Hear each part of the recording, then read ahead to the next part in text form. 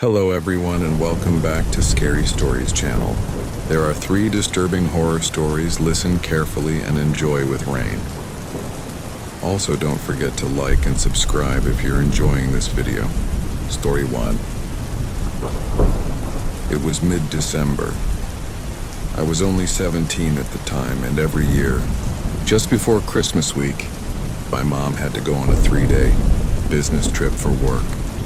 Being an only child that lived just with my mom, I'd spend these days that she was gone home alone. Usually she'd leave just before winter break, so I'd been school for most of the day, but this year, she left the same day that our school let out for the holidays. I had the house to myself and wanted nothing more than to stay inside and show all day. Our city was going through somewhat of a snowstorm, so I couldn't really leave the house anyway. I made some of the food that was left for me and found a new movie to watch. I had to pause it several times throughout the couple hours though, because the wind and snow would suddenly pick up and get really loud. It seemed like every time I looked outside, the weather was worse. Then around 7 or 8, someone was walking up to the front door. I could hear their footsteps kicking against the snow, and they coughed several times as they slowly made their way up to the porch. I didn't have a clue who it could be.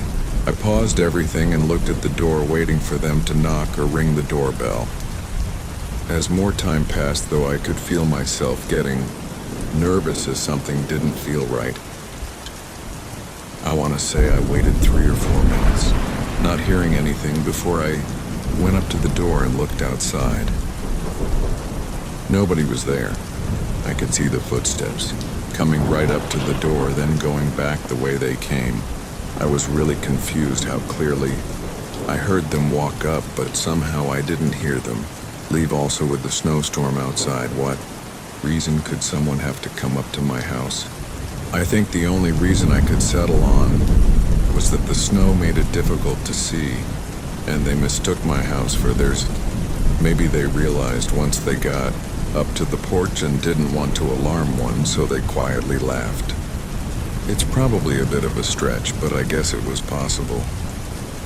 After a while, I'd mostly stopped thinking about the situation and was more caught up worrying about the storm. The power cut out a few times last thing for several minutes before it came back on because of that I couldn't really watch TV or anything. So I just sat on the couch and scrawled on my phone. It was maybe around 11 when I heard a thump against the house. I initially ignored it, but only a few moments later the power cut out again. Thinking the thump might have caused it, I got up. It sounded like he was from the side near the kitchen, so I turned my phone light on them, walked over and looked around. I thought it was probably just a coincidence that the power shut off right after I heard the thump. I just wanted to be sure nothing happened. I didn't see anything nice, started to walk away. Hey! I jumped and looked at the back door, seeing a man standing against the other side. The back porch light wasn't on, so he was mostly covered by the dark. I could only see his face peering in at me. "Hey kid, would you get the door for me? It's freezing out here," he said, putting his hand on the door, then trying to open it. My head wasn't fully grasping the situation yet, and I kind of just stood there and stared at him. "Cared, get the door, please." Something gave me a bad feeling. I knew better than to trust this guy, even though it was a blizzard outside. The man started coughing, and I started to back off, and the man's face instantly fell into a disturbing frown. "Open the door," he yelled, banging his fist against it several times. I ran back to the couch and got my phone, and then stood in the hallway and watched the man as I dialed 911. My phone was struggling to hold service and kept dropping the call, but after a few tries, I was able to get through long enough to ask for help. The man at the door continued to yell at me and hit the door, but eventually ran off. I'm assuming the snowstorm caused some trouble for the police, as they didn't make it until nearly 30 minutes after. I told them what I could, and I called my mom to let her know what happened. Nobody really knew what to think of it. He could have been stalking me and trying to guilt me into letting a man, or he could have actually been in need of help, although it's unlikely. I never saw him again after that night, though. Story 3. This was last year. It was late November, and this was the first snowfall of the season. It wasn't supposed to be anything too much, just a couple inches of snow. I got home from work around 8, and by then the snow had already started. I heated up some leftover pizza and stayed downstairs for a couple hours. Around 10, I went upstairs to my bedroom, sitting at my desk with my laptop. Before I could even open up something to watch, I heard something right above me. It sounded like a thought in the ceiling. I thought it was likely the snow weighing down on the roof, and was probably nothing to be concerned about. I'd be lying if I said I wasn't concerned at all, though. This was my first winter at this house, and I wasn't in the best shape.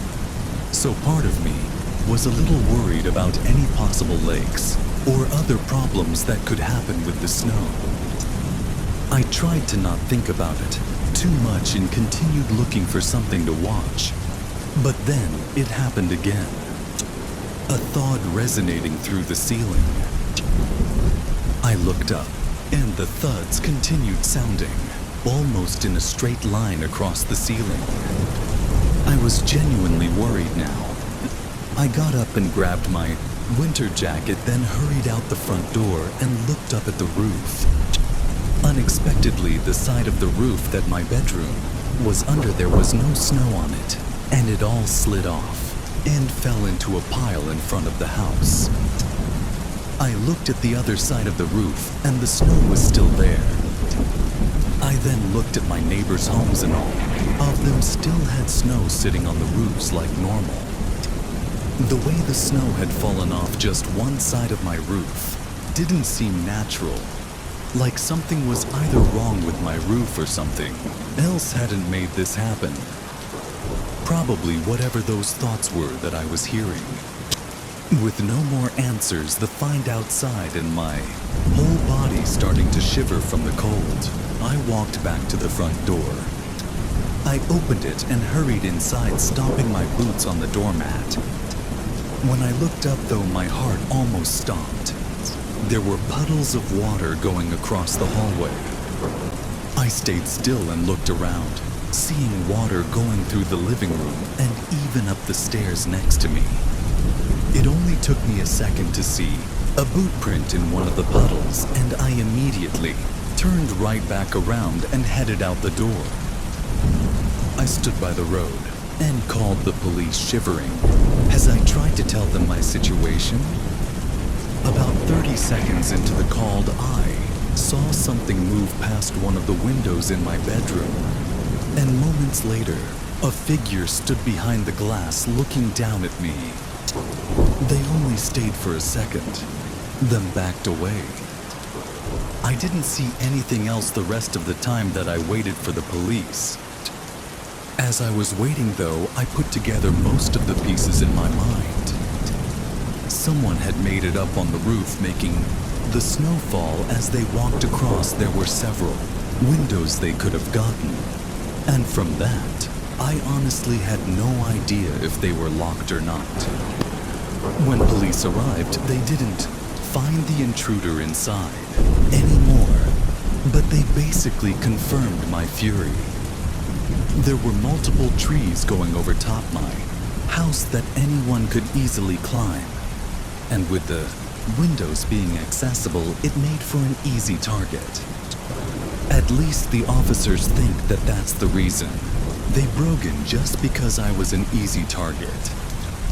Nothing was missing, though, and the way the shoe prints went through the whole house felt you really like them looking for me. What's crazy is now I must have gone outside to check on the roof at the exact time they got in through the window. If I was any later, I would have been face to face with them, or if I'd gone back inside. Sooner, they might have not left tracks through the house yet for me to immediately notice. It's been nearly an entire year since this, and so far nothing else has happened. Maybe use just a one-time attempt, but I don't think I'll ever feel safe with all the uncertainties of what happened that night. Story 2. I had visited my family for the holidays and was driving back home. The trip in total was about 10 hours, which I split into 2 drives on the way up. But on the way back, I decided to power through it in one long drive. Around the halfway point, snow started coming. Down it wasn't too much, so I wasn't worried about it. However, it got worse as I kept driving.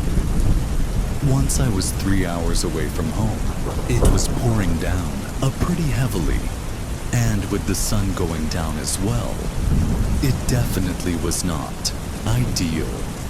There were almost no other cars out though, which is the only reason I decided to keep driving. The snow made it harder, but I was still on track to be home by the end of the night. So right. It was just after the sun had fully set and about 30 minutes out from the nearest town I just passed through that I noticed a car on the road ahead of me. Their headlights were the only light on the road in the middle of the blanket of snow covering everything else, and as I got closer, it was clear that they were stuck, or at least not moving their car with sideways on the road with their hazard lights flickering, and a man was standing out in the cold next to it. Obviously, with the snow and cold, I really didn't want to stop, but it seemed I didn't have a choice. His car was blocking most of the road off that was paved. I parked just behind him. The man immediately started waving at me and walked up to my window. My curse word and got stuck there. "Can you help me push it out?" He spoke slowly like his English wasn't the best, but hoping I could get back on the road as soon as possible, I agreed to help him. The car didn't really look like it wasn't too much snow, so maybe just a little push might actually be enough. I threw my hat and gloves on, then got out the wind hitting my face, and snow instantly soaking me. Made me wonder why the guy even got out of his car didn't just call for help. My face and hands were already getting normy, so I hurried to the back of his car and waited for him to get his gloves.